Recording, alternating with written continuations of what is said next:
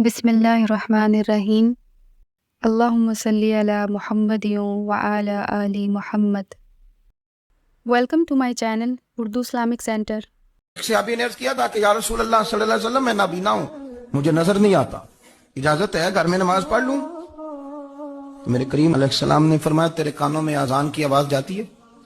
حضور جاتی ہے۔ فرمایا پھر گھر نہ پڑھ، پھر مسجد آ کے پڑھ، پھر تو مسجد میں آیا کر، تو نماز پڑھا کر، تیرے کانوں میں آواز جاتی لہذا تو مسجد میں آیا کر، یہاں آ کے نماز پڑھا کر۔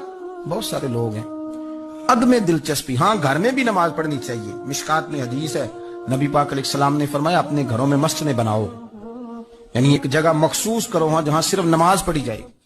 فرمایا اپنے گھر میں مسجد بناؤ اور کچھ حصہ نماز کا گھر میں بھی پڑھا کرو، کچھ نوافل، کچھ سنتیں، کچھ حصہ گھر میں بھی نماز کا پڑھا کرو۔ فرمایا اپنے گھر کو قبرستان نہ بناؤ۔ اس کا مطلب ہے جس گھر کے اندر نماز نہ پڑھی جائے بالکل، اس گھر میں سارے زندے لوگ بھی رہتے ہوں تو گھر قبرستان ہے۔ یہ حضور کا فرمان ہے کہ سارے لوگ زندے ہیں، ہنستے ہیں، بستے ہیں، کھیلتے ہیں، اٹھتے ہیں، پر 2 رکعتیں نماز نہیں پڑھی جاتی، وہ قبرستان ہے۔ حضور نے فرمایا قبرستان ہے، جتنی مرضی ٹائلیں لگی ہوئی ہوں، ہر کمرے میں اے سی ہو، بڑا شاندار باتھ روم ہو، ساری سہولتیں ہوں، اگر گھر والے گھر میں کچھ نماز نہیں پڑھتے، خواتین نہیں پڑھتی، مرد کچھ نفل نہیں پڑھتے، وہ قبرستان ہے۔